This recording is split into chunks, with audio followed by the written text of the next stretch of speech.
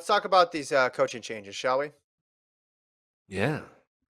First of all, I want to start with a story. Have we told the Jerry Schumacher you eating an ice cream cone story on the pod yet, or have we just told that to everybody we know? I don't know if we told the pod. Okay. Oh, we did. We Okay, did. never mind then.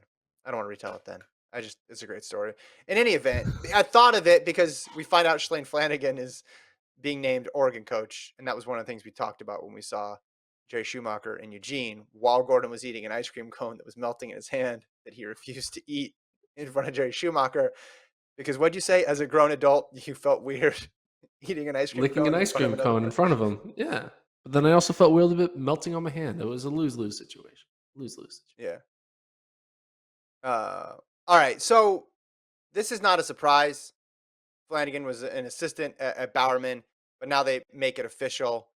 She's going to coach for the U of O, assistant distance coach for men and women. U of O also announced that they're going to retain Curtis Taylor, the sprint coach, which I thought was a really interesting decision because oftentimes you see a new staff comes in and everybody from the old staff gets replaced.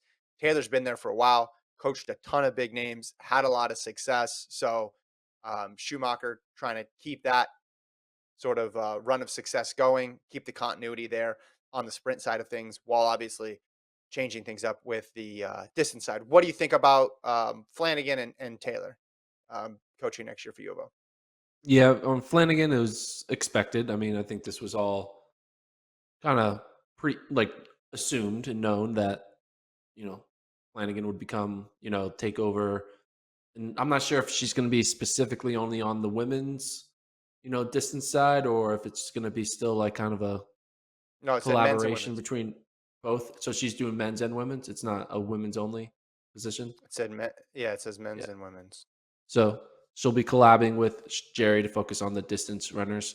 Um, and I mean, clearly they work well together.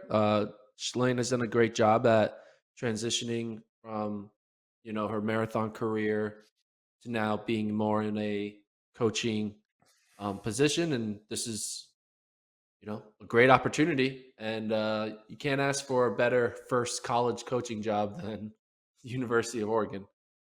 And I guess she's kind of earned that ability to be given that amount of trust based off of her experience as a pro, as a college athlete, and ultimately as an assistant coach at Bowerman for the past few years.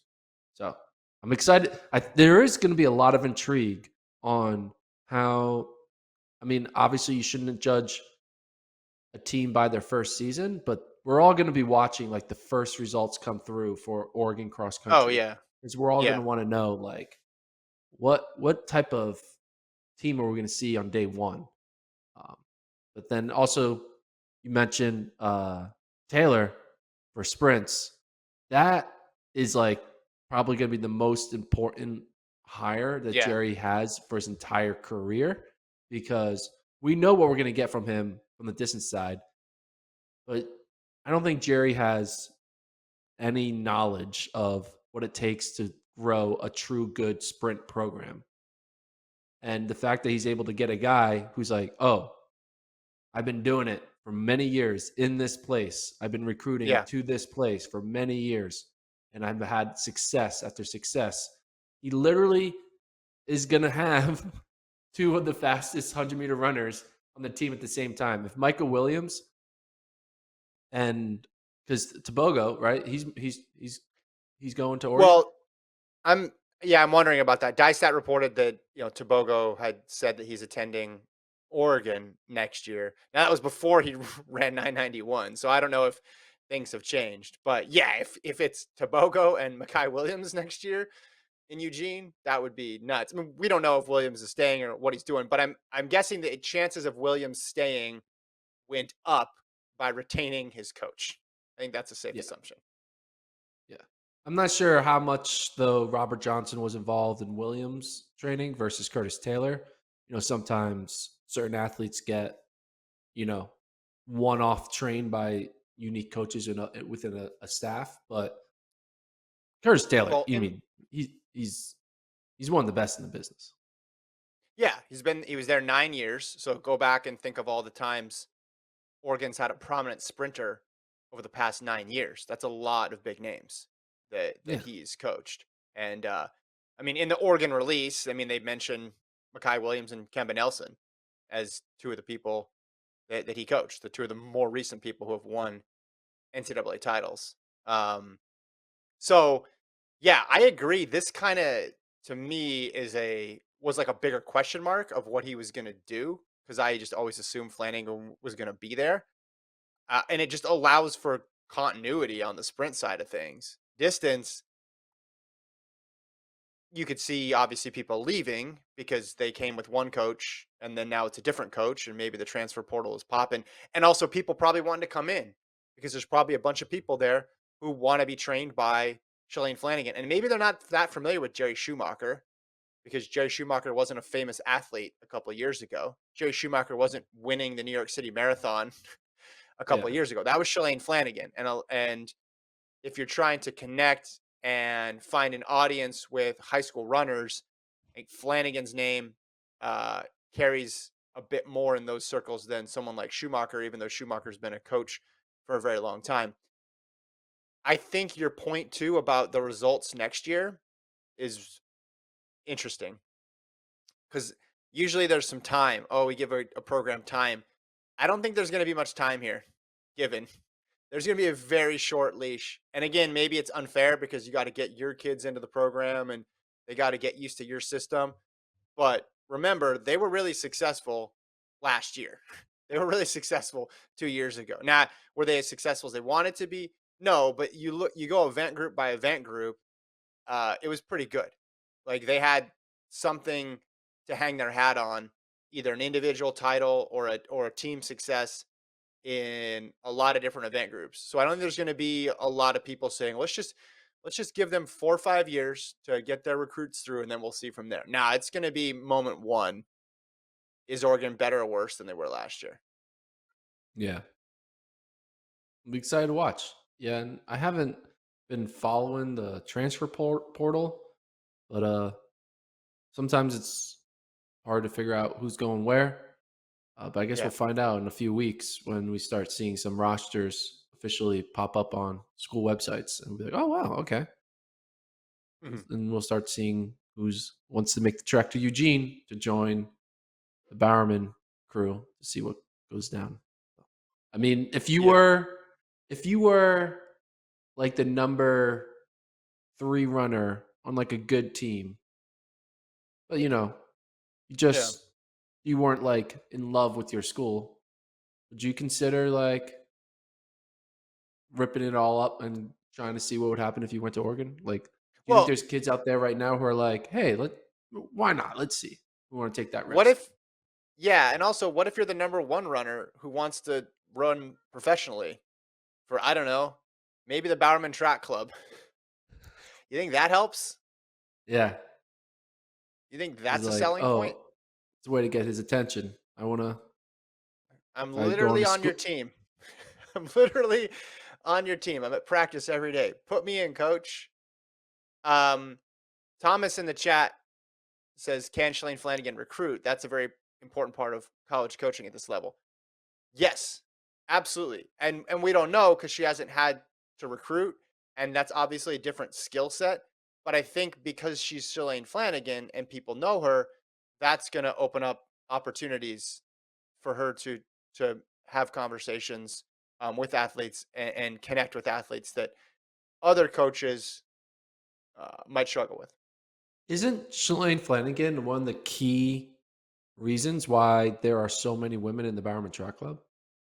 She's Because it wasn't yes, that long ago when it was an all like basically all men's group. There's like Amy yeah, Craig and Shalane Flanagan. Were you like the only women in it? And then Shalane's like, no, we're building out a women's team, and now they have all the best women. So I think she can yes. recruit. That's well, right. That's I guess that's a little different than recruiting college kids. I'm just saying, like people, she was running and running successfully not that many years ago, so people can they remember her from her competition days, which I think is a powerful tool when you're recruiting. You don't need to say, "Hey, remember in the '90s? when I made an Olympic team, it's Shalane Flanagan. That in terms of name ID, she's up there, right? Amongst distance runners in the US, she's got to be towards the top of the list. And now you have her on your staff. Um, I don't know how all the work, like the workload, is going to be crazy for both of them. I remember talking to all the Bowerman athletes at Worlds, and they said, "Yeah, I don't know how Jerry's going to balance it, but if anybody can do it, it would be Jerry. He knows how to make this stuff work." And I think if Flanagan is, she's going to have a similar sort of setup because if she's coaching both too, that's that's a lot of work. And maybe this means she'll take a step back from the Bowerman side of things and she'll focus more on the Oregon side of things. I'm not sure. Um, it'll be interesting to see how it all works out. But that's a lot of athletes needing a lot of attention. Yeah, just get a good Excel sheet going. Make sure everyone puts their weekly mileage in it. Then you should be good to go. Yeah, that's all you need. It's an Yeah, Excel you just need an spreadsheet. Excel sheet. But That's all you need. but but think about that though. Like, because to recruit, you got to travel. You got to show up to these meets. You got to do the home visits and stuff. But then Yeah. if you're also you're coaching a pro team, and this person's going to run this road race this weekend, and you got to go there, and this person has a key workout that you want to be able to attend. Like that's a lot to handle. Yeah. Like I we've forgot about the had recruiting aspect of traveling that. Yeah. we've had obviously college coaches that coach a couple pros here and there. That's not uncommon at any sort of event, right? Sprints, Yeah. distance, field, like Yep. that happens all the time. But an entire group is It's rare. different. Yeah. This is the Good first point. one, I think. Like you're managing an entire group. There's a whole crew of athletes there. And it's not like all those athletes are all running all the exact same events, the exact same meets and traveling on the same schedule. You got people in a variety of different distances who need different workouts. So, don't know how they're going to make it work. Colt Uh asked us a question. Colt Colt in the chat. Actually, Colt, you just want to turn your microphone on, ask us the question. Long time, first time. Go ahead. Oh, glad to be on the show, guys.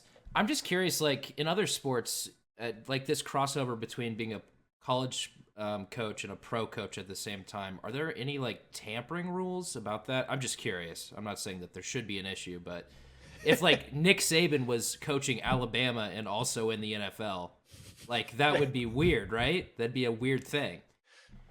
100%. 100%. And this is sort of uncharted territory, I think. I mean, he said when we talked to him in Eugene, he said, Gordon, you can correct me on this if I have this wording wrong, but I remember him saying two totally different things. They're not going to work out with each other at all, right? So it's two separate entities. They're not going to do the volunteer assistant thing where, Evan Jager or Mohamed is like running with the Oregon guys. So it's going to be two separate things. Now, what you're saying, Colt, is then when they turn pro and they go to like sign a contract, the Right. person who could theoretically sign or the person who invites them on the team is the same person who's their college coach. Yeah, that's a little sticky. Don't you think, Gordon? Yeah, but what's the foul? Like who's getting harmed here? I guess Pete Julian. Is that who's getting harmed? Other pro coaches. Well, I think Other college pro coaches would coaches? say, well, and college coaches would say it gives them sort of an unfair advantage because you've created this Yeah. pipeline where you're able just to recruit the athletes with an understanding that if you run really well and you're in our system, then we'll be more likely to keep you around. Now, they're not going to say that directly, but I think the implication is pretty clear. You've created a farm system essentially. You've created a Yeah. collegiate farm system, and it's different. Your Saban example is a little different because it's a team sport to an individual sport, but it's just it's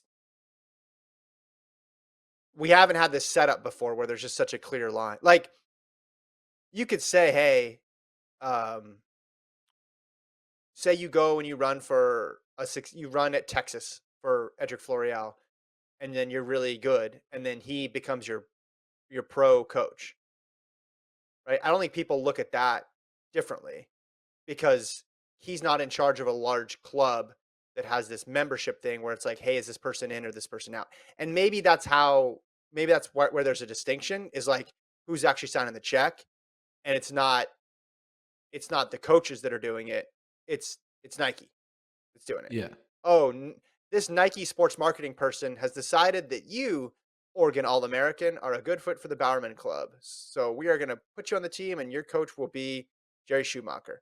However, I mean, it's pretty well known that he's not going to have somebody on the club that he doesn't want on the club. Like they're picking who's on the team to a large extent, right? I mean, I'm sure there's been situations in the past where people get recommended or pushed or assigned to certain groups and clubs, but ultimately, I think they kind of want who they want. So it is different than just your college coach becoming your pro coach. Yeah. I think it could just be a good like icing on the cake for the 17-year-old kid with that dream. Be like, I'm a little closer to that dream if I'm here for 4 years than if I'm over there for 4 years. So I think that's 100%. probably yeah. Yeah, That's probably the but biggest impact. I think what Colt is asking though is like, should that be allowed? Like for college football, for example, like recruiting advantages are taken super seriously. Is that not so much the case in track and field? Yeah, no, they be. I mean, maybe there's certain coaches out there who like this is the end of my existence and are freaking out about it. I do want I need to get into a conversation with other notable college distance coaches who are going to be recruiting against Jerry and get their take of how they think it's going to affect their strategy. And like, it's already hard to recruit against Oregon because of the Yeah, whole like this is the home of track and they have all the greatest facilities and all this stuff and the legacy of Oregon track and field. That's hard to recruit against, but um, at the end of the it's day, if you want the kid, you have to. I mean, if the kid wants to come to you, he'll. I don't know. I feel like if but a this is kid's on more the fence, I don't know. yeah, but this is more intertwined than it's ever been. Is I guess my True. point. True. Before you could draw like they're getting a contract from Adidas or whoever, and then they're like, "Hey, I got this contract, and I'm going to be coached by my college coach." Now it's just way more. There's way more overlap. And you're right. It's always been hard to compete against Oregon, but I think usually the pitch used to be, "Hey, come to Oregon. You'll have access to all these pro groups once you graduate, right? Because you're already in the area. And hey, OTC Elite, they sign a lot of Oregon grads, and Bowerman Track Club and Pete Julian's group and all these other teams are around, and you'll be able to kind of get exposed to that those groups. And we've had a tradition in the past of Oregon grads going on and making it to these teams, but it's never been, oh, and I'm in charge of the team. Yeah. That's what makes it a little different. Do you You need to think figure there it out. could? You need to sit down with Jerry, get some more ice cream, chat him up about how this is all going to work. Do you think it's going to be possible for a kid to find a way to con Jerry into getting onto Bowerman Track Club? Like, you're good, but you're not like in any other world, you probably wouldn't be on the Bowerman Track Club. Like, you're like good, but you're not Bowerman Track Club good. But you're just like a hell of a charismatic athlete for him for 4 years that you're just be like, he just likes me so much that he wants me on the team for good vibes. And then all of a sudden you're the good vibes training partner with all the best runners in the world. That you're able Well, to like get that extra level because you're able to develop a good relationship with the coach for 4 years. a good locker room person. Is what you're saying. Yeah, it's like Udonis Haslem on the Miami Heat. Yeah. He's still there. He's not good at basketball, but he's going to continue to sign another 1-year contract. The culture guy. Culture guy. Yeah. Heat Or girl. culture, duck culture. Listen, I think there's going to be some people, if this continues, 4 or 5 years in the future, who end up on the club who you're like, wait a minute, why are they there? And it's probably because he's worked with them for the last 4 years and he knows there's potential. and the PRs just don't match up to the potential, Yeah. right? Because he's seen the athlete firsthand. Oh, this person's going to fit in my system. They just need a little bit more time, or they just had an unfortunate break with injury, and they're going to develop into something. And from the outside, everyone's going to be wondering, why is that person on that high profile of a club? And but they're going to feel good about it because they have this farm system. Yeah. Anyway, it'll be interesting.